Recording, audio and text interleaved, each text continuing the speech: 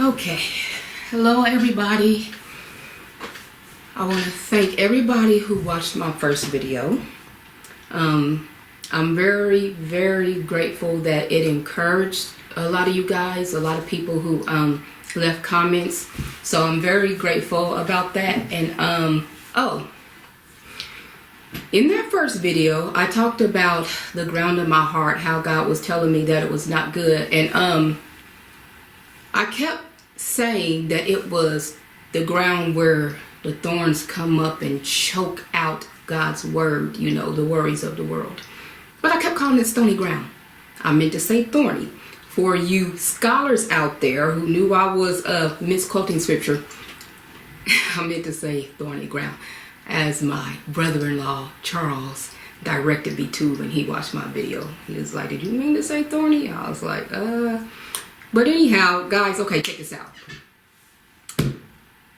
Oh boy. I'm gonna tell a testimony, and it is about well, ain't no other way to say it. My 15-year-old son, Silver. His father was killed when he was 2 years old, and I forgave the person that killed him. So that's what I want to talk about. I'm going to need you to forbear me, because I'm going to give, like I did that last one, this testimony in its full context. I'm going to be accessing some of the recesses of my mind and recesses of my emotions, so that I could tell you guys this testimony the way I lived it. Okay. My son's name is Paul. Why did I just say that? I'm nervous. My son's father's name is Paul. My son's name is Silver. Okay, now listen. Y'all, I am nervous about this, because this is not just a testimony. This is not just a story. I lived through this, and I could feel my insides reverberating while I'm sitting still. Okay.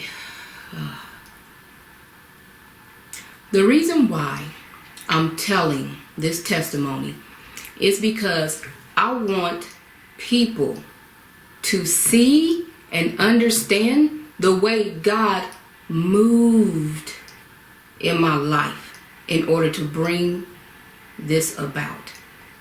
The Bible says we overcome by the word of our testimonies. Wherever this hits you, then that's where it needs to hit you, okay? So, I met Paul when I was 27. I have a set of twin boys, Silk and Suede. You heard me in that first video. I said, Silk, Suede, Silver, thank you. You know, when I was giving my thanks at the end. Silk and Suede are my twins. They're 27 years old right now. Silver, I had years later, and he's only 15. Okay? Now, Silver, okay, I gotta get through this. Forbear me. That's why I said forbear me, because I'm nervous. As y'all could probably tell, this is not like that first one. Okay. Whew, Father. Dear Lord Jesus.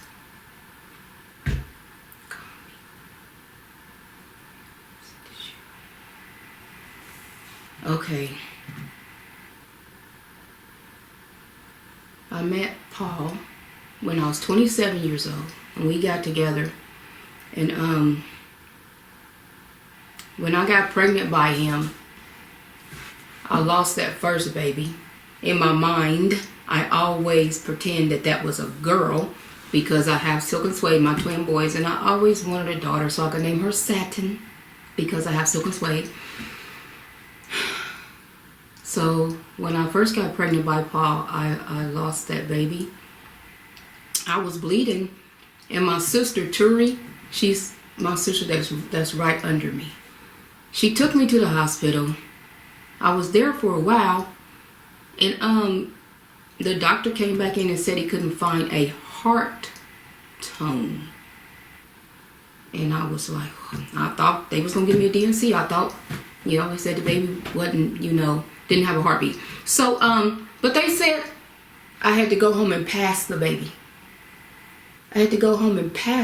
So for 2 weeks, I'm at home bleeding, sitting on the toilet bleeding, in this excruciating pain, thinking this is ridiculous. Why they just didn't take the baby out? No, they said I had to pass it.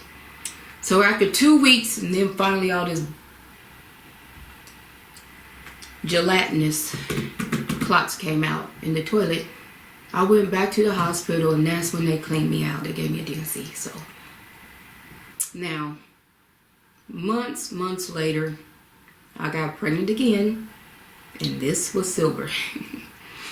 I wanted a daughter so bad. When I went and got the sonogram, and they said it was a boy, when they said he was a boy, I cried. And I cried really hard. Cried to where I didn't name him. My sister Turi called me that same night, and she said, I got 3 names I want you to choose from. She said Silver, Seven, and Seolin. She knew I wanted to start with an S because of Silk and Suede.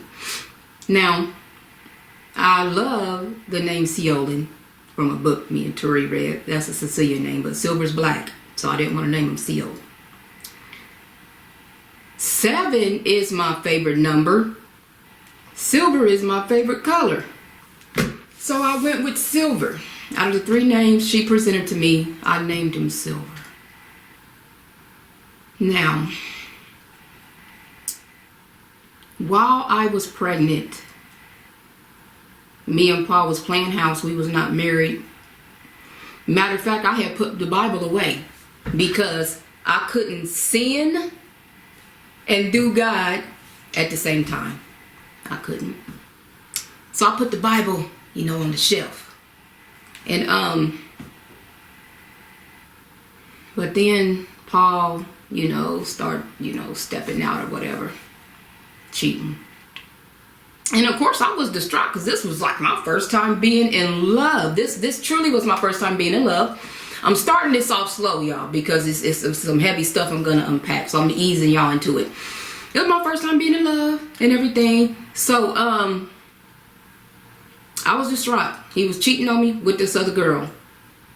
And she knew about me. I didn't know about her. So when the other female know about you, they know they're competing. I didn't know I was competing. So he ended up, we broke up and whatever. He moved in with her. And my whole world fell apart. Couldn't eat, couldn't do nothing and everything, But then once I went to the hospital, and to have Silver, he came there, and so he was there when I had Silver, but of course he went right back to her. And so after that happened, I just couldn't do anything. And so it's July 18th, y'all. It's my birthday. My cousin them, they said, won't you get out? Because they know I was depressed. They said, won't you get out? Come to the club with us. We was in Topeka. We was not here in Tulsa, Oklahoma. We're in Topeka, Kansas. There's a little club called Last Call in Lawrence, about 20 miles away. I done went to the store. I done got me an outfit. I wasn't wearing wigs back then. I was still wearing weave. I done got some weave, did my hair up, put me a little headband on, had my little hat. I loved hats back then. My little headband said sexy across it. I was in the world, y'all. It says sexy across. I'm trying to make myself feel better, y'all. Okay? We done went all the way to Lawrence. We done got to the club. We standing in line. Outside because the line was wrapped. We standing in line, but here's the window. You could see inside the club. And there was Paul and the girl right there in the window shooting pool. I didn't know what to do. I couldn't go sit in the car because that would have been dumb, because it's the beginning of the night. Club don't close at 2 in the morning. I didn't know what to do. So, y'all, I went in that club and I walked right over to Paul. He right here the pool table, she right there. I walked up to him. Put my hand on his face. I said, "Hi, it's my birthday. You gonna give me a hug?" He kind of flinched. He had a cigarette in his mouth. He kind of flinched, but he didn't remove my hand. She's standing over there looking crazy. And then my friend Lala came up behind me. She grabbed me. She said, "Girl, come on, come on." Listen, y'all, that club was packed, and I kept my eye on both of them. I'm watching the whole night. Lala and them, Lori, everybody like, "Girl, quit watching them." I was like, no, because there was one point where she was, when me and Paul was still together, she called, like I said, she knew about me, I didn't know about her. She called in the house looking for him and stuff when he was with me and not with her. And I answered the phone one time, and she talked some cash to me on that phone. Cash means she was talking crazy to me. She talking cash on that phone. And I'm like, okay, I ain't worried about me being pregnant. When I see you, I'm putting hands on you. Hands and feet when I see you. Okay? So, we had that discrepancy on the phone. Now, that's why I was keeping my eyes on her in the club. There was one moment in the club where I couldn't see him and I didn't know where they was at. And I felt like at any moment she could pop up behind my back without me knowing, you see. So that's why I was like, whew. When I saw them again, I felt this calm come over me because I knew where they was at. Mac, he wasn't gonna never do nothing to me. I knew where she was at. Okay, now, I had got a phone call, a little cell phone, a text or whatever. It was a text. I went in the bathroom so I could read the text and text back. The bathroom was long. I'm down here at this end, the door right there. I had walked down here so I could get furthest away from the music that I could so I could read or talk or whatever it was. And I'm looking down. I'm about to put my phone in my pocket. I'm looking down, and I saw 3 figures come in that bathroom door. I kind of looked up. I saw that it was her and 2 other females on either side. I remember something about her having some friends down in Lawrence. Okay, so I guess she called them. And these 2 girls on either side of her was huge. Okay, now, my mind, I put my phone in my pocket and I start walking up towards them. Remember, they in the doorway. I start walking up towards them, and all I'm thinking is, I remember how she was talking crazy to me on the phone. I'm thinking to myself, the first thing I would have to do is take off on her and take off on her, because they wouldn't be expecting it. They would not have been expecting it. And then I was going to hit her in her mouth. So, that's what my mind was thinking as I was walking up to them, and my eyes had glazed over because I was so mad. Okay, but when I got right up to him, I looked at her. She was shaking. I said, "Hi, I'm Tracy, Paul's baby's mother." I probably said mama, y'all. Paul's baby mama. And she didn't know what to say. She didn't know how to introduce herself. It was as if she was scared to let me know her title. "Hi, I'm his girlfriend." It seemed like she didn't want to go ahead and officially let me know that. So after a moment of silence, she was like, "Hi," and whatever her name was. "I'm Paul's girlfriend." I said, "Nice to meet you." And then I walked out. When I walked out that bathroom, I stood there. There were some steps that led up to it and dance floor. I stood there. She ran up to me. She said, "Girl, where was you at? We've been looking all over for you." I said, "I'm straight." Then I seen Paul.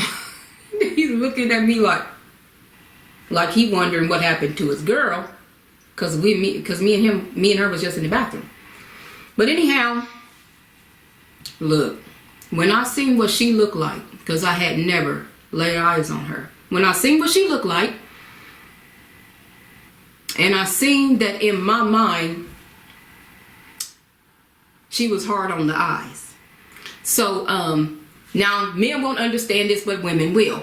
When I seen that the woman that he left me for looked,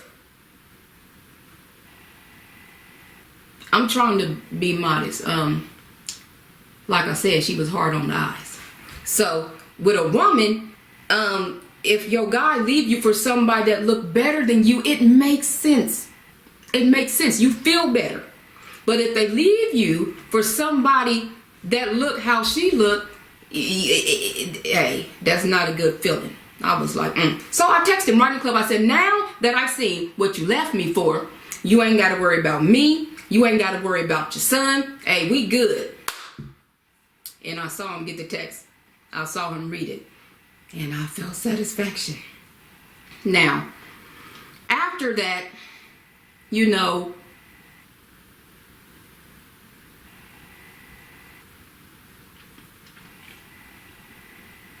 me and him never got back together, but he stayed a very close friend to my family. My brothers was close with him. My mom, nieces, sister, everybody was close with Paul. Okay? And I was cool with that. We was around all the time. So, now I'm gonna skip some stuff. Now, this is the point where him and this girl was all the way together.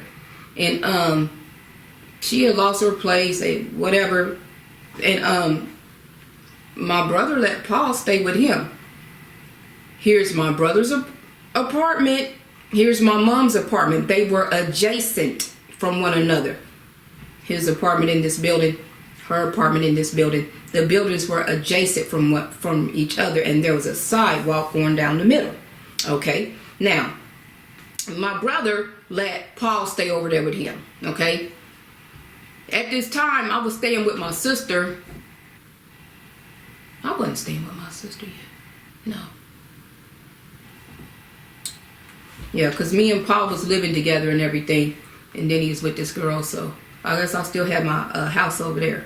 So, that's what it was. I didn't have a washer and dryer. I was trying to think of why I was coming to my mom's to do laundry. I had my house, but I didn't have a washer and dryer. So, I would come there and do laundry. Now, this particular day, I came to my mom's to do laundry. And, like I said, Paul had been staying with my brother, so every now and again he had a girl over there with him. And I go in there, my mom tells me Paul introduced his girlfriend to me and to us. I said, what? I felt that was a violation. I felt like that was an intrusion. You done got comfortable to the point where you done introduced the woman that you left me for while I was pregnant with your son. You done got comfortable to the point where you done introduced her to mama. You done took her in my mother's house. And you done introduce her to my mother, my little sister, my niece, you know. And I knew she would be over there with my brother because that's where he was staying. I wasn't worried about that. But you done brought her where I be at. And so, when I got done doing laundry that day, I don't know where Paul was. I came out of my mom's apartment. Bam, bam. The doors are adjacent. She's sitting on the steps of my brother's building. I came out of my mom's and I seen her sitting there. And I went ahead and took my laundry to the car. I texted Paul because I know where he was. I texted him. I said, listen, my mom told me you took her in there and introduced her and all this stuff. I said, listen, I can only take so much. I said, I always take the high road. I said, but I can only take so much. So, the next time I see that girl sitting on the steps, I'm going to kick her in the face. And that's what I texted him and told him. Now, he told my brother when my brother told me later. He asked my brother, he showed Demo the text and said, would she really do this? Demo said, yeah, she would do that. Now listen, Let me speed up. Her and him was doing a lot of drugs and everything. And they had, little relationship deteriorated. He started messing with this other girl. So they kind of fizzled out. Now let me tell you this part. Before they did, he had went to Kansas City. He wasn't staying with her no more. He wasn't staying with Demo no more. He was messing with this other girl. He was kind of just moving around. Okay? His mom lived in Missouri. So he had went up there. Well, actually, yeah, he told me he was moving. He said he wanted to spend some time with Silver because he was about to move. I said, that's fine. He said he was going up there and that's where he's going to be. I said, that's fine. Okay, so he spent some time with Silver and he left. He went up there. After one weekend, he came back. And he told me, he didn't tell me nothing actually because I didn't even know he was back. His mama had called me. And I had been up there. I had met his mom, his sisters, aunt and stuff, So we was cool. And they had came down and visited me and everything. This is why me and him was still together. Me and his family was cool. Okay, so, and they had my number. So they called me. They said, where's Paul? I said, I don't know. He had did something. They had got to some type of altercation. Paul was quick-tempered and so was his mama. And they had gotten to some type of altercation, so much so that they were looking for him, calling me, not even believing me that I didn't know where he was, till I said, me and him ain't even together no more. Listen, at that point I had, there was an old friend, and me and him, used to go together when we was in high school, and he had moved back from Texas, and he was in Topeka, and when we seen each other, immediately we hooked back up. This was after, I wasn't messing with Paul no more, and that's who I was with. Okay, and so I was telling him I don't have anything to do with Paul. I don't know where he at. And so this is what they told me to tell him. They said,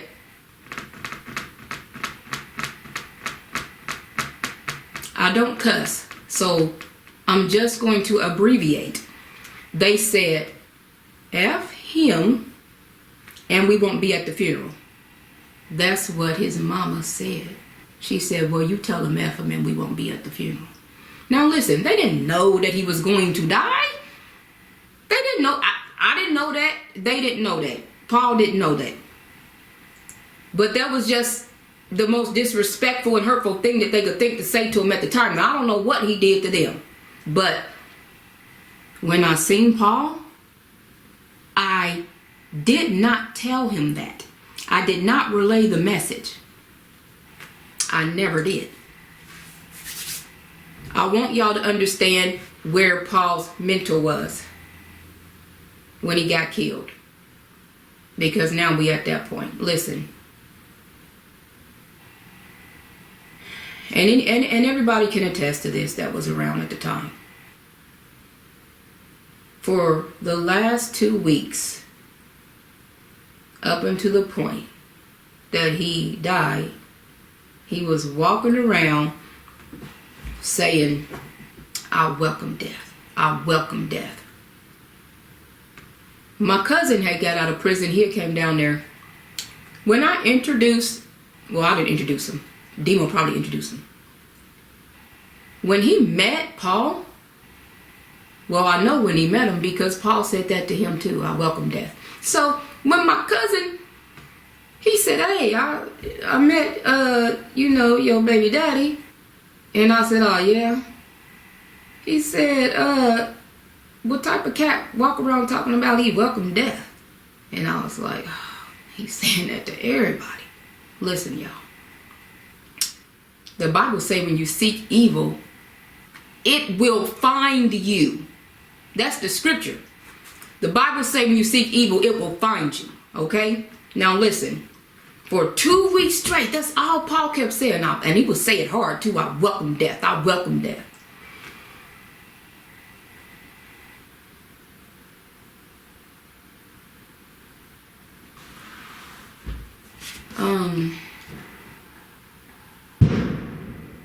in the world?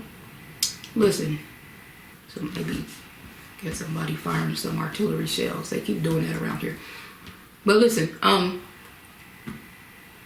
that night, this is the day that it all happened, okay? Silk and Suede, my twins. This was 2000. Well, they was younger. This was. I forgot what year it was he died. This was 2007. This was 2007. Silk and Suede, young, they got their whole little group of friends. This Topeka, Kansas. They all, trying to, hustle and whatnot. And they was all hanging out, right there. And so with this other girl, she would hang out there because everybody was selling, And then we would, crackhead upstairs, and people would hang out at her apartment. This was right above my mom's apartment. Now listen, everybody was over there, and me and my girl, my friend Keisha, man, she was like, "Come on, let's go to Kansas City. Ride to Kansas City with me." I'm like, okay. So Paul asked me if he could have silver for today because I was going out of town. I was going to Kansas City. We were about 45 minutes away. So he asked me, could he have silver for today? I done packed silver up, got him all dressed, got him all ready. He wasn't with the girl that he had left me for. He was with this other broad. I hadn't even met yet, but I knew he was living with her down the street, like right down the street. And so he took silver, and I left him without a town. Now, I'm going to tell you what I was told because I wasn't there. Okay, so everybody kicking it, having fun, hanging out. Paul and Silver came back. And they hanging out with, because he could always, my mom, they were all really close. My brother Ruel, he had checked himself into a rehab in Wichita. Okay, so Demo was there because Paul would stay with him sometimes. And like I said, my mom was in the place right there. Now, my sons had all them kids around, they teenagers, and Tasha was there and her sister Desiree. Tasha was there, and this is the female I'm talking about, not the one that he left me for. There's a whole different female that they got into the altercation that I forgave. Okay, now check this out. Tasha and Desiree did something to somebody, and he went and got a gun out the trunk.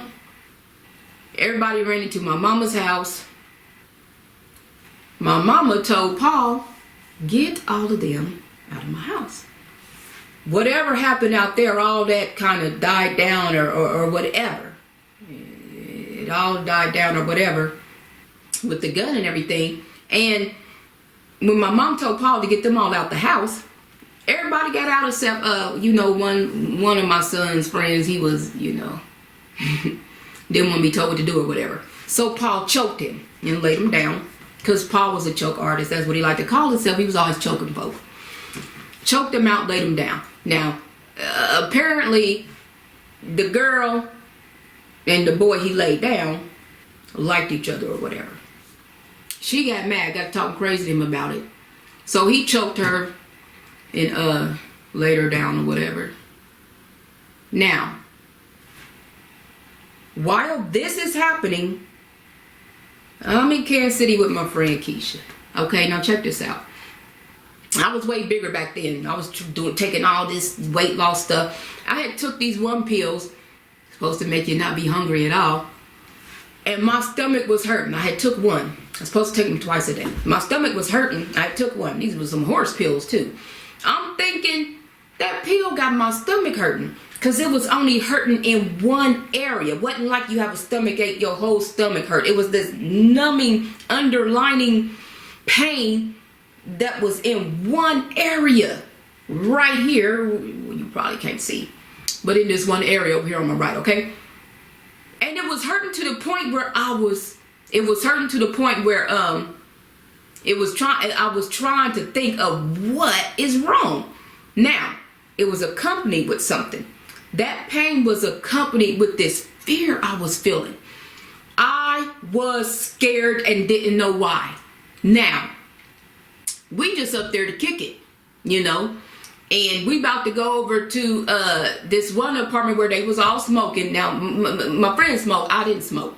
So, somebody would have to go get some blunt wraps or whatever. Now, here's the thing. When we pulled up, I got scared. I didn't get scared. I was already scared. But when we pulled up, since my stomach was hurting and I didn't know why, and I felt this fear on me and I didn't know why, the only thing I could think of was, I'm not comfortable going in there. I don't think we're supposed to go in there. I felt so uneasy. And then, for whatever reason, Keisha decided, let's go ahead and jump on the highway. We didn't go in there. Right when we hit the highway, I'm thinking, okay, we didn't go in there. I'm feeling like everything probably gonna subside. Well, the fear anyhow, because I know what that pain was coming from. Now listen, right when we hit the highway, I got a call from my sister, Siwan. And when I said hello, she said in a shaky voice, she said, Tracy, I think Paul is gonna die. I said, what? She said, no. I said, what? I said, why? What happened? She said, Tasha stabbed Paul and I think he's going to die. I said, Siwan, what happened? And then she couldn't talk. She was trying to tell me, but she couldn't talk. So my son Swade was there. He took the phone from her and he said, Mama, Tasha stabbed Paul and I think he's going to die. I was holding the phone. I had put it in this hand. I was holding the phone and I started hitting the dashboard of her car. It's dark now too. I'm hitting the dashboard. I'm like, no. And Keisha like, Tracy, her car was new. Keisha like, Tracy, what you do? And I said, girl, they done stabbed Paul. They said he's gonna die and everything. So she was like, this is what Keisha, listen, I'm saved. Keisha ain't saved. Keisha telling me at the time, Tracy, pray. Y'all, I had hung up the phone with C1. Keisha steady in my ear telling me to pray. I tried to pray. I couldn't. Keisha still saying it. Tracy, pray. Paul was her baby's father's, one of his best friends. Okay? We all had a relationship. Keisha telling me to pray. Y'all, I'm trying to pray. I'm not playing when I'm saying this. I was trying to pray for Paul and everything just shut down. I tried to pray again. Everything was just shut down. I could not pray. I called Paul's mom. We like halfway because Keisha, she put her foot on the gas once she found out what was happening. She was mashing. We halfway there now.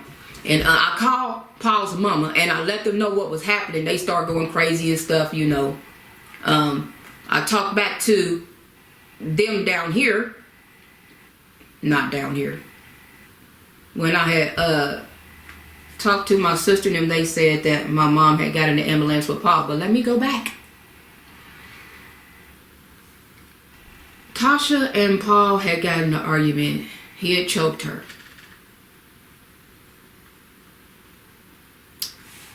When she got up, she went upstairs to that crackhead woman's house. And she got a knife. Tasha was tomboyish. This back when everybody was wearing white tees. That song was out, in my white tee. The song came out because that was the culture at the time. People wasn't wearing white tees because of the song. The song came out because everybody was wearing a fresh white t-shirt. That's what I mean by white tee. Fresh white t-shirt. Okay, now. She had a white t-shirt, you know, she was big. And she had put this knife in her back pocket. You couldn't see it. And, now I was at the trial too. That's why it wasn't just my family told me everything. I was at the trial too. Now check this out. When she came back downstairs, Paul standing over here. She came downstairs. Paul standing on this side. Where now Silver was in the house with my mom. Because remember, he had them for the day because I was gone. And so, this is my brother's apartment. So, now my brother's asleep. So, he don't know nothing of this going on. And it's nighttime now. So, Paul standing right here. They said what she did was close the gap in between them two. But she was talking cash. So, once, you know, they got close to each other, he was like clamped on her, was choking her again. Now, check this out. My brother had been asleep all day. It was hot. He had walked somewhere. And when he got back, he was hot and tired and he was asleep all day. When he woke up, he said when he came outside, he said it was like he stepped out into a movie. He said because everything was going on. So he said, and it was real dark outside. It was already nighttime. It was already dark. He said it was dark and it was thick, like there was a presence in it. So let me tell you this. My little sister, my younger sister, Siwan, she always told me she felt like death was following her. One night, we was at my best friend's house, her mom's house, and we was finna go somewhere. And Siwan, them, and that little younger crew was there. Yes, they was gonna have a house party or something. But Siwan was telling me, Tracy, don't leave. I'm like, why? She said, because death is following me. I feel like something's gonna happen. Don't leave. She felt that if I left, something with death was gonna happen. She was crying. It ain't funny, but she was drinking at the time. But that didn't have nothing to do with it. She was crying, talking about death is following her. I took her and set her next to Miss Edna, my friend Mama. You know, old people, they know how to talk to you. I set her next to Miss Edna. I said, Miss Edna, I gotta go. Will you please talk to Siwan? Miss Edna, you know, made her feel better and talk to her. Now, I only said that to say this. My brother said when he came outside that night, it was dark. It was darker than dark. It was thick, like there was a presence in it. Siwan told me the same thing. She said it was like something was there and it was really dark. Darker than normal dark. Now, when my brother came out, they was arguing. Tasha there, Paul here. She closed the gap. He clamped onto her. Desiree, Tasha's sister, had a bottle. She was trying to bust Paul in the head with it. And he went like that, you know. And Demo was stopping her. And she was like, just get him off my sister. Demo said, okay. And he did like this. He said when he did that, everybody, all he heard was, everybody exclaimed. It was a gasp. He said he looked down and he seen Paul was stabbed. So he said Paul staggered back a little bit. Then his legs gave out. He fell, bust his head on the steps. Demo said, he said, Paul, you all right? Demo said Paul put his arm up and said no. Demo said he was holding his hand for a minute, I believe. Tasha was talking cash because Paul was a blood. So they said she said something to the effect of, yeah, you know, you lying in your blood now. You know, da-da-da-da-da. Okay, something to that effect. She started to walk off. Demo told me he caught up with her and said, you just killed my friend, and headbutted her. She fell to the ground.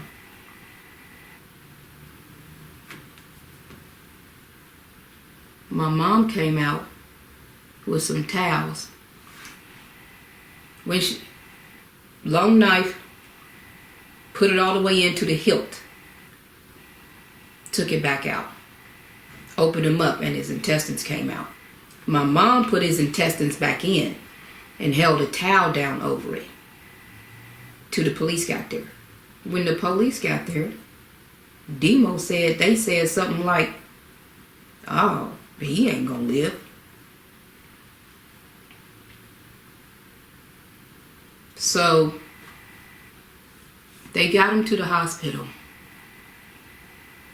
Me and Keisha pulled right up at Stormont. We got there real fast. His family was on the way. When the mom called me back and asked me what hospital, and I was telling her, and I said my mom's with him right now because my mom went to the hospital with him. I noticed right then and there that she got mad. She said, that, just tell me where the hospital at. And I felt this twinge of like offense from her. That'll come into play later. Y'all understand why I'm making a note of that right now. So, we all in the hospital. Now listen, Demo, my mom had went to the hospital. A lot of them was there when me and Keisha got there. But Demo was in my mom's apartment because Silver was there.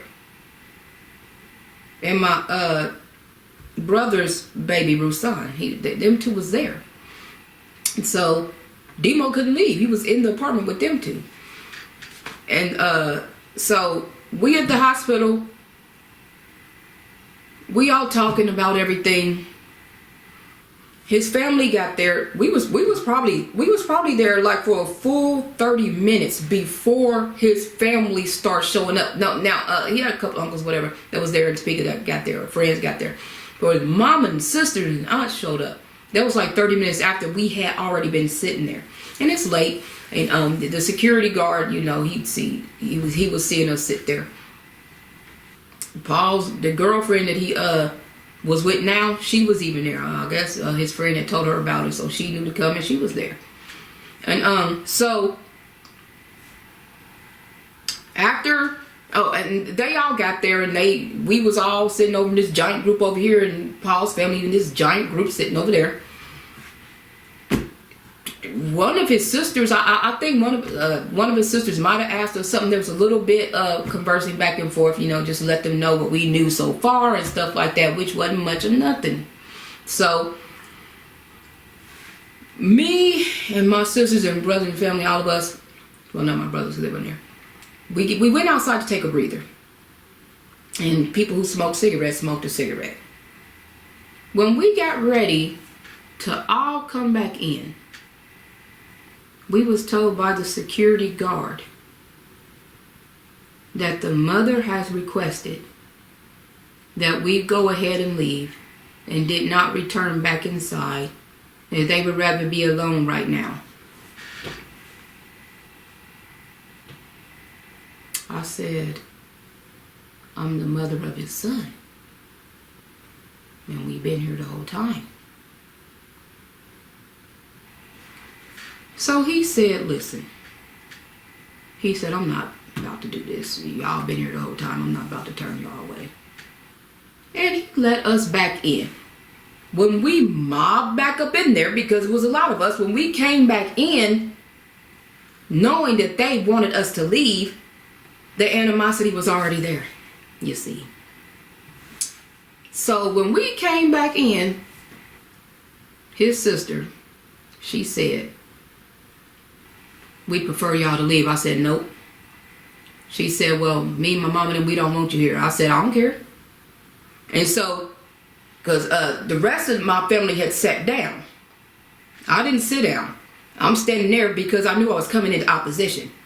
She's standing there, and we toe to toe, basically. I'm here, she there. Her family behind her, Keisha behind me. And Keisha one of them friends that if something gonna pop off, she's ready.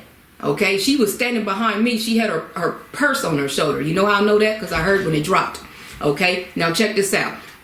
When I told that girl that we weren't going nowhere, she did the thing that let black people know that you're about to fight. She put her foot up.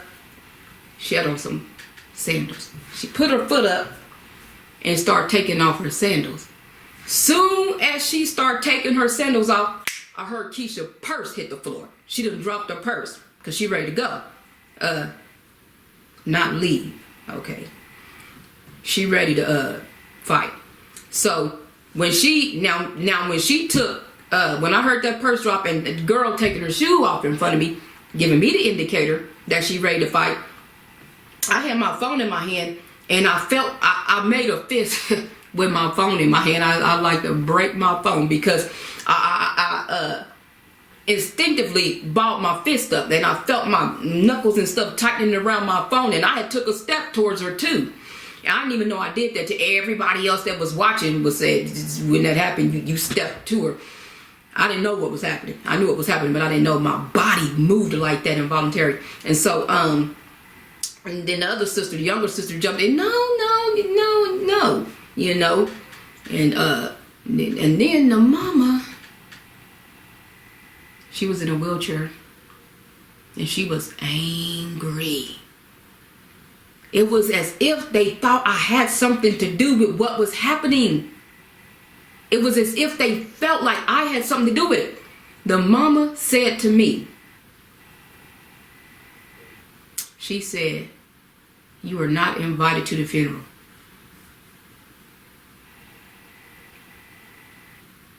After that, I said, "So if Paul died, I can't go to the funeral?" "Nope, you're not invited." And then they was like, "And why would you ask that? Why would you say something like that?" As if the mama had not just said, "You're not invited to the funeral." That's what she told me. And I was like, then they came and got them. They went in there. We sitting down. I'm sitting down. His younger sister came out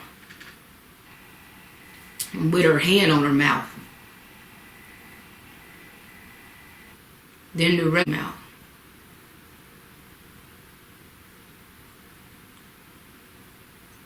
And one aunt came out and said he was dead. Y'all, everybody's gaze was over there. I'm sitting here, all my family sitting there. Everybody's gaze was over there watching them come out. And when the one aunt came out and said, "He's dead," I saw my whole entire family's gaze shift to me, all at the same time.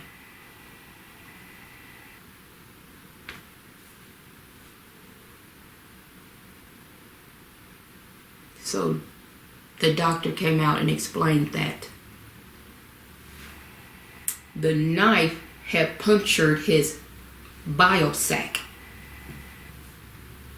and that even if he had survived the blood transfusion,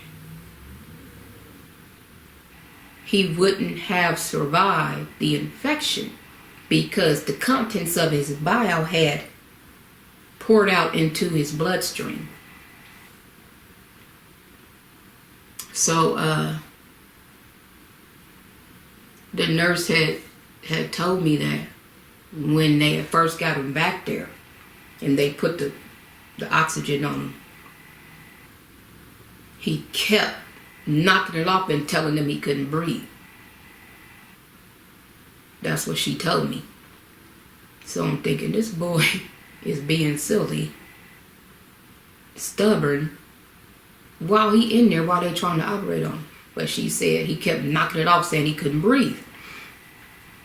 You know, it's hard to breathe when they did the air come in. But so, you know,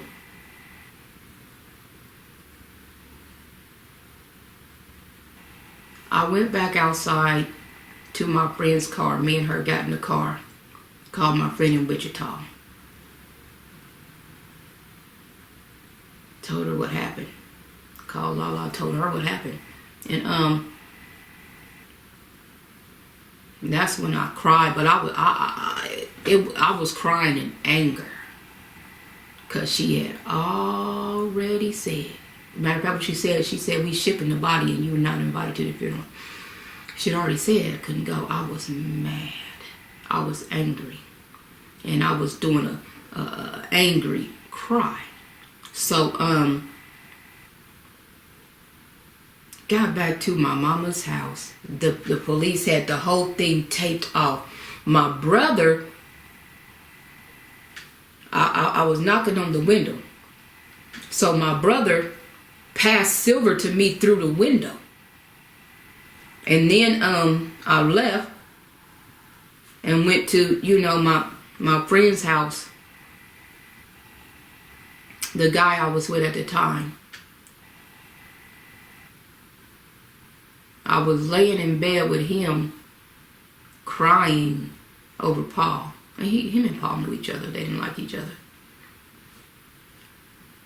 But I always thought about how I was laying in his bed crying over another dude. But anyhow,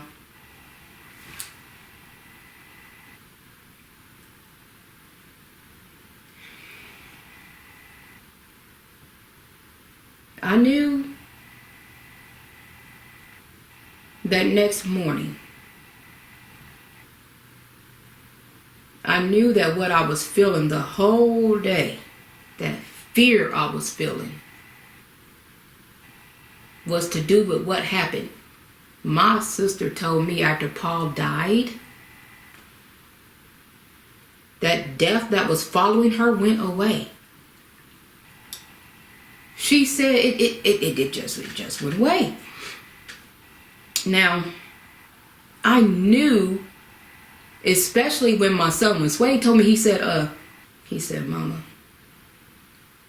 when she stabbed him, he said, I could feel it.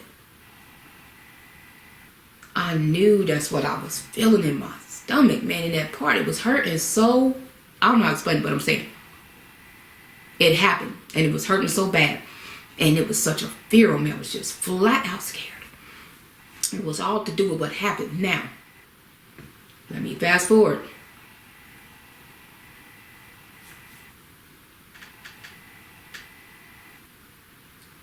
I'm guessing Tasha didn't know that she killed Paul. I'm guessing she didn't know that because she was still around going to the club and stuff like that. My friend Keisha saw her at the club down in last call, Lawrence. Said she hit her in the mouth when she saw her in the club. And the bouncers broke it up and everything. So, now, I told my brother Ruel what happened. He in Wichita. He had put himself in a rehab. When he found out Paul was dead, he came back to Topeka. When he got there, he told me, he said, Tracy, he said, when I see Tasha, I'm going to do something bad to her. I said, me too.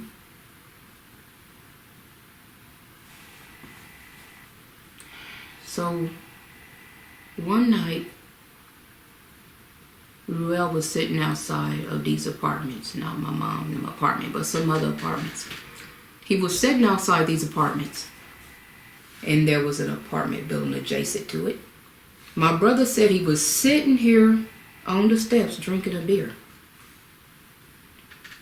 It was nighttime.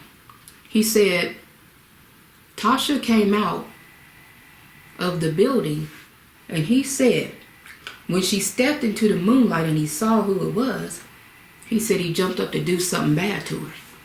He said when he jumped up, in mid-momentum, God said, hey, I got a relationship with her too. I said, boy, what'd you do? He said, I sat back down and finished my beer. He said, when he jumped up to do something to her, God stopped him and said, hey, I have a relationship with her too. T-O-O. Inclusive of you. Inclusive of other saints. I have a relationship with her too. Now, I don't think that Tasha had a relationship with him at the time. She may not have known who God was. But whether she did or didn't, I know for a fact that he had a relationship with her. Because he said so. Now, my brother, he said he sat back down and finished his beer. Didn't touch her. God told him not to. Now, when she got caught, because it was 2 weeks later before she got caught. When she got caught, and once her trial started, it's later now, of course, because the trial didn't happen right off. But after she had killed Paul, it was 2 weeks before she had got caught, to my recollection. Now she on trial. And I go to court, and the prosecutor, he plays the video of when he caught her and first interrogated her. He plays that video. I'm sitting in court watching the TV with this going on, and this is why I'm saying I don't think she realized at that time that she had killed Paul, that Paul died. Because when he told her what she was charged with, she said, and listen, Tasha was tough. She would carry a gun. Top city banger. Topeka, called the top city banger. Thug, sell drugs, all that. That was her makeup, okay? When I saw this video, and she asked that officer, or detective rather, she said, what happened to Paul? And she said it with this small, mousy voice, this scared voice. She said, what happened to Paul? He said, he's dead. She said, Paul's dead? He said, he's dead. He got up. He said, I'll be right back. She got up too. She followed him to the door. You can see this in the video. She was trying to keep him from leaving the room. He kept saying, I'll be right back. When he shut that door, that girl threw herself across the table crying hard. Listen, I'm in the courtroom. I'm watching this. This is what's happening in the spirit. I knew for a fact that she was scared. But what I was seeing in the spirit was that she was without God in the world. The Bible talks about how before we come to God, we're alienated, by the wickedness of our minds. We're without God in this world. That's what I saw in the spirit. She was without God in this world. Now, I'm not talking about the fact that I know God had a relationship with her. She lost. She didn't have a relationship with him. Okay? Now, when I saw that, I felt sorry for her. I'm in the courtroom. She didn't kill my son's father. I'm in the courtroom. I'm feeling sorry for her. I left court that day like, Now, there was a woman there, dressed up immaculately, suited, booted, coordinating, matching from head to toe, hat and everything, like women do when they go to church. Not women today, how they used to do it back in the old day. Now, at the time, I'm working at Salvation Army child care center. There was this girl that I'm working with. I'm not in church at the time, and I tell the girl I'm working with, I was like, I need to find a good church, somebody. And she said, I'll be going to these prayer meetings in this one man's basement. And he's a pastor, but he ain't got a church, and they be holding prayer meetings. I said, okay, I'm gonna come. So I went a couple of times. Then I see one of my cousin Lori about it. I said, I want y'all to come with me to this prayer meeting. The trial is going on. I'm going to these prayer meetings. And one day, the guy, he wasn't there. So he had asked his mom to stand in for him. And so she looked kind of familiar. But I didn't really place her, because she wasn't dressed like she was dressed in court. So I didn't place her. So we're doing the prayer meeting, and she, old school. So she said, everybody get up, hold hands. So we in a circle holding hands. She said, close your eyes, we gonna pray. We holding hands, and we praying, and the first thing she prays for is a trial. She praying for Tasha. I opened my eyes. I must have looked at my sister. Their eyes open. My sister and cousin, their eyes open too. They looking at me. looking at the kids, Tasha's kids. The woman's still praying. She praying for Tasha. She praying for the kids. She praying for the trial. She praying that everything work out and God to do this, that, and whatever have you. And I'm looking at them like, and I close my eyes. My God, I done already felt sorry for her. Now you got me praying for this girl. You got me praying for her. I said, wow. We prayed and everything. When me, C1, and Lori left that prayer meeting, we was like, whoa. Like that just really happened. Now listen. I was already telling people that knew her and knew me, look. No, I ain't gonna tell you that part yet because it didn't happen yet. So, the girl got found guilty, got 5 to 7. Second degree murder or something, you know. I was mad because I was like, well, it was premeditated. She had the knife on her on purpose, you know. But, you know, they gave her second degree murder or something like that. 5 to 7 years, okay. Now, I was mad about that, so I was telling folk, listen, y'all let me know when she get out. I want to know as soon as her feet hit the bricks, because I'm going to do something to her, you know. Okay, so 5 years passed, if she only did 5 years. So 5 years passed. Didn't nobody have to tell me nothing.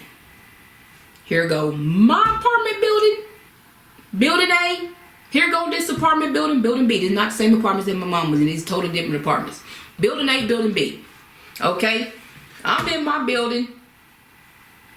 And there was it was always some mess going on. So me and my sister and them, we went outside to see who was outside, acting a fool, fighting, whatever. It was always some mess going on.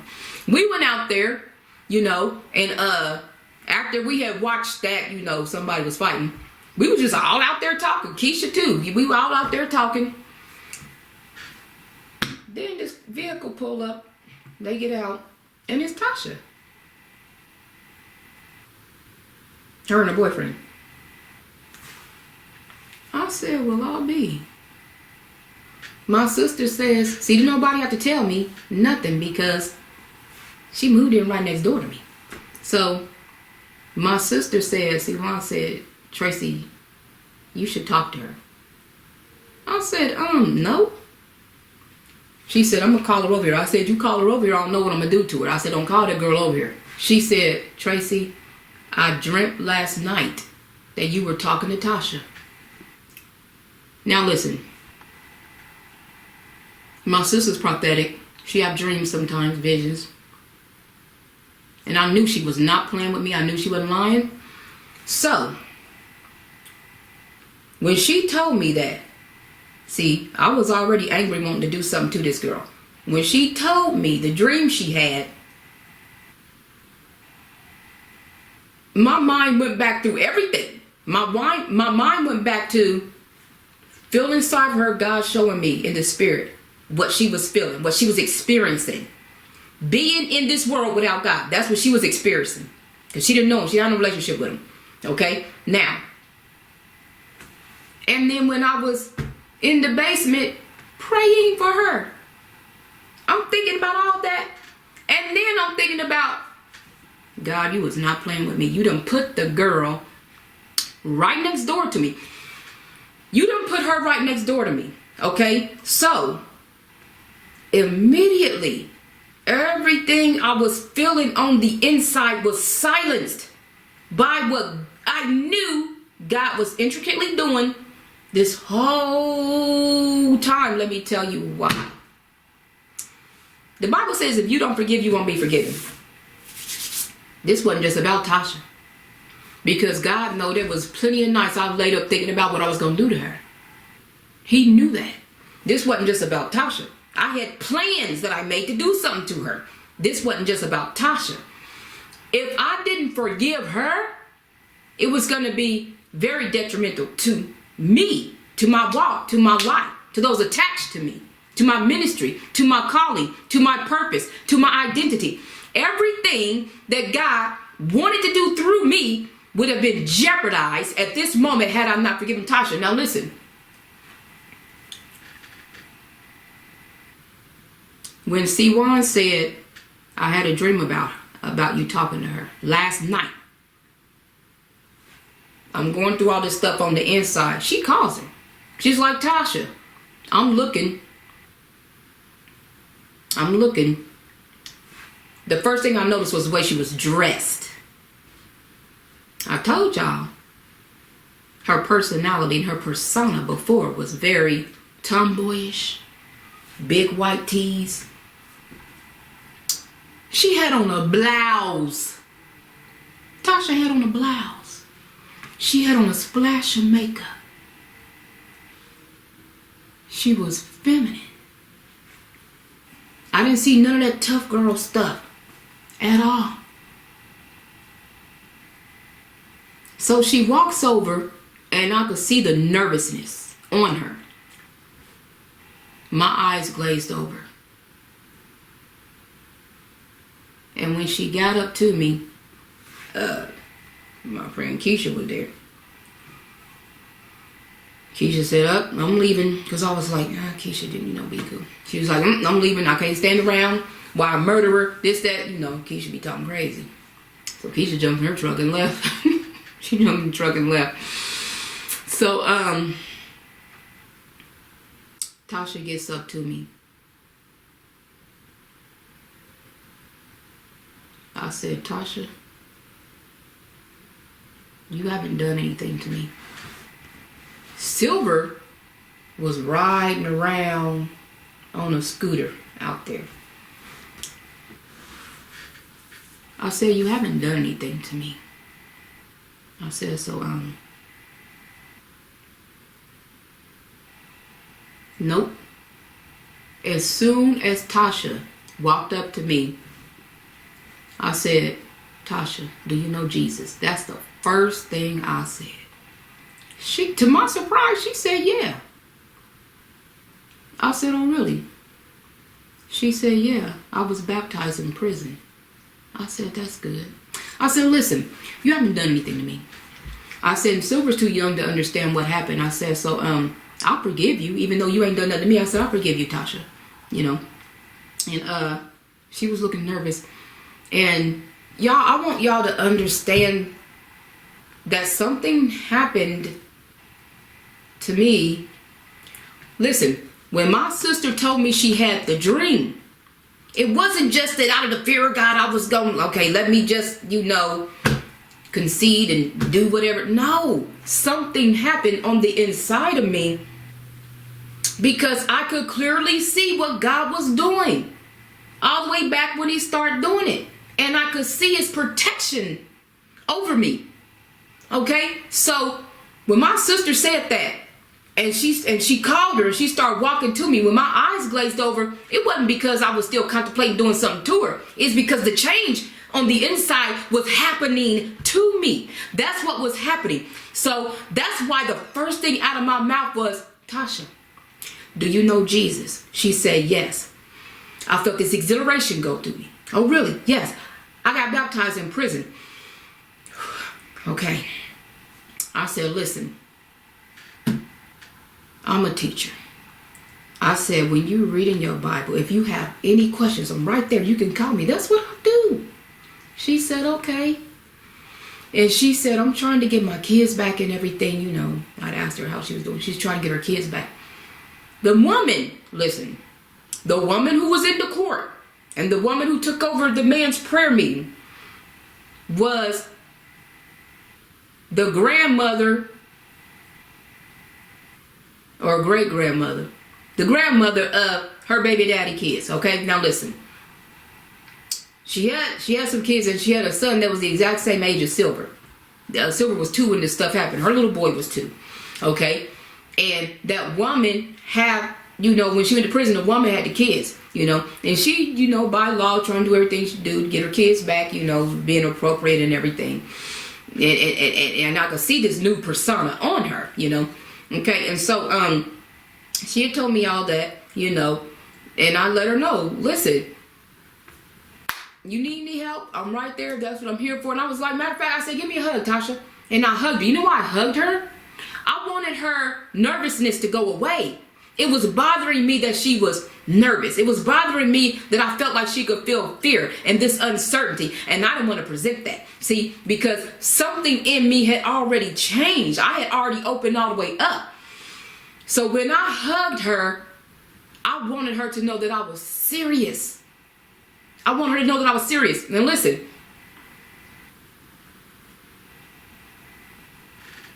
Her kids would come over. She would get her kids. Me and Silver lived on the second floor. I said me and Silver, like me, Silver, my mom. We lived on the second floor. There was a balcony. Had the patio door open. I could just look out and see the building next to me. I could look out and see that. And see all them out there. So every now and again, we hear these kids yelling, Silver, Silver. They had met, so they knew his name. Silver, all this yelling. Silver run all eagerly to the balcony. He'd be like, looking down, can you come to the park with us? Silver like, Mom, whatever their names was, Tasha kids' name was, they want to know, could I go to the park? And I'll go out to the balcony. I'll look down there. Tasha will be standing there. I'll be like, so what now?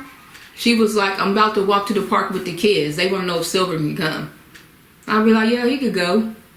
And so, Silver started going with them. He started going with them. And then there was this time where they asked, well, we going swimming. Can Silver go swimming? I'm thinking, Silver does not know how to swim. I know he think he know how to swim. Silver does not know how to swim. So I went to the balcony. I said, hey, Tasha, he can go, but listen, I'm going to need you to watch Silver. I'm going to need you to watch him. You know, she was like, okay, you know, I got him. I'm like, okay, girl, shoot. Now listen, I sit back down in the chair, y'all. And because it ain't just going to the park, because it's going swimming.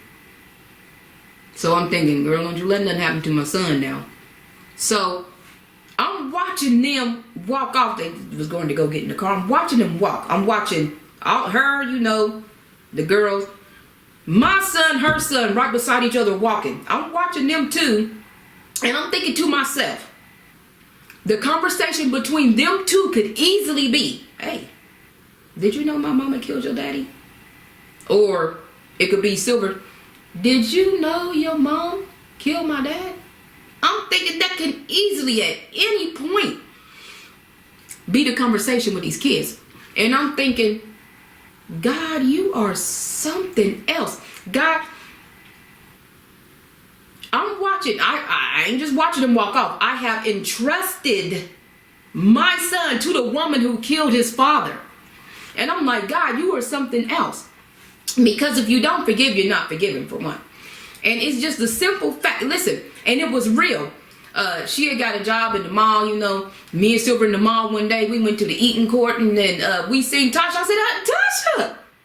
Y'all, genuinely glad to see her. I'm like, girl, I didn't know you was working here.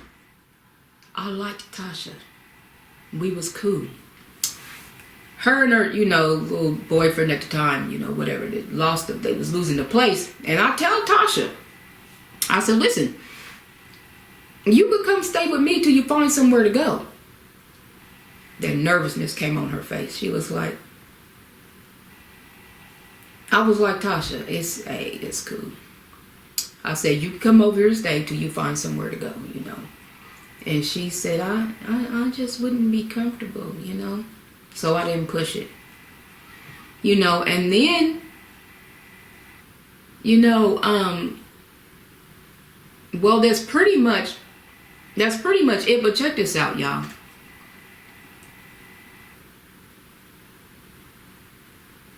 When I think back to where my brother was finna do something to her and God said, I got a relationship with her too.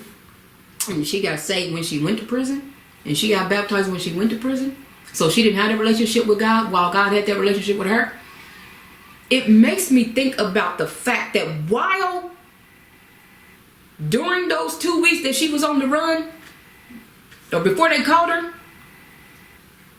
this is when God tells my brother, I got a relationship with her. This is when God keeps my brother from touching her. And I'm looking at that like, whoa. He's protecting her. While she on run as a murderer, he's protecting her, y'all. I'm not mad about that. I was blown away by God's providence. He was providing protection over her while intricately orchestrating all these different things to where it was going to bring about and put her next door to me, to where it was going to bring about to where I forgave her. He put her right there so I could forgive her. And it was so sincere and genuine and real. Listen, I recently reached out to Tasha because I knew I wanted to tell this testimony, for one, and I wanted to see how she was doing. Now listen, when I reached out to Tasha, the first thing she said was, "Wow, Tracy, how you doing? I didn't mean to do what I did." Right away, I knew she was guilt-ridden. I knew she was guilt-ridden. Right away. So, especially when she said, "How old was Silver when I took his father from him?" I'm thinking, oh man, Tasha. So Tasha has experienced some pain herself with. She had a new little girl, and she expressed to me, "I felt your pain." I said, "What are you talking about?" She said, "My little girl's father was killed after she was a year old in a car wreck."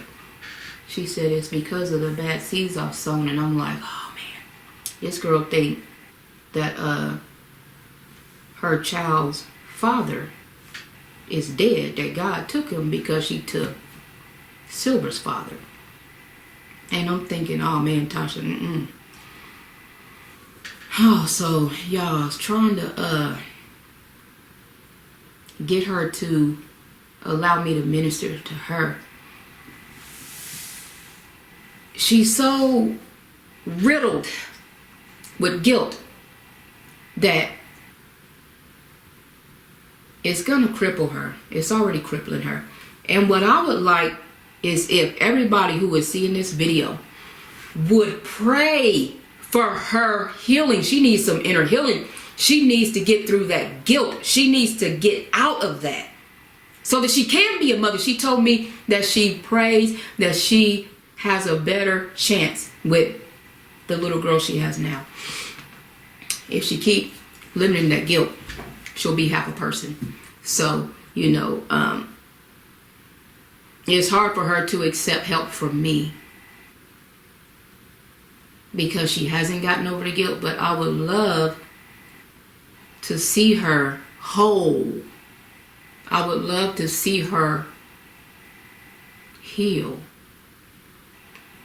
So Tasha, I know, I'm praying that you watch this video. If you do, listen, I know there were parts of this video that would have hurt you. And it was not my intent to do that. I only wanted to tell it how it happened, far as I know and knew and recollect. So,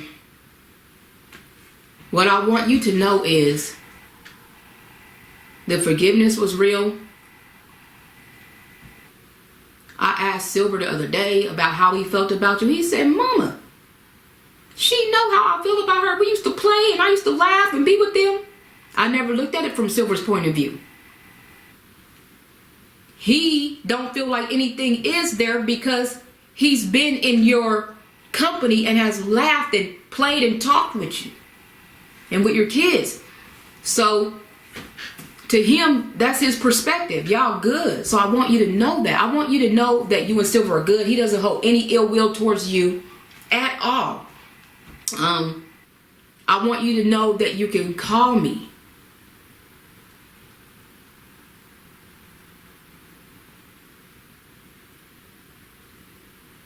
Yeah. So Tasha, I want you to know that I love you with the love of God. I want you to call me. I want to help you. God protected you that night. I'm not saying that so that I could make a point that something was gonna happen to you. I'm saying that so you will realize that while you was in the world, while you didn't know God, God knew you and was protecting you. And I want you to understand the God that you serve. I want you to understand your Father, the true and living God of the Bible, Yahushua HaMashiach, Jesus the Christ of Nazareth. I want you to understand who has a relationship with you. I want you to understand that. And I want you to be free and to walk in your identity and in healing and in wholeness. I don't want something that happened to do with me to be detrimental to your walk and your life, and you being a whole mother to the little girl that you have now. The Bible says we have all been given the ministry of reconciliation. God calls me and you to be God reconciled us to him while we were still in sin. I'm a part of your reconciliation. And I want you to know that. Because right now, before all of video land, Facebook land, whatever you want to call it, I'm telling everybody right now that you're not a murderer. Don't matter what happened with Paul. Old things pass away. Behold, all things become made new. You are a new creature in Christ. You're a new creature in Christ. And you're my friend. And you're Silver's friend.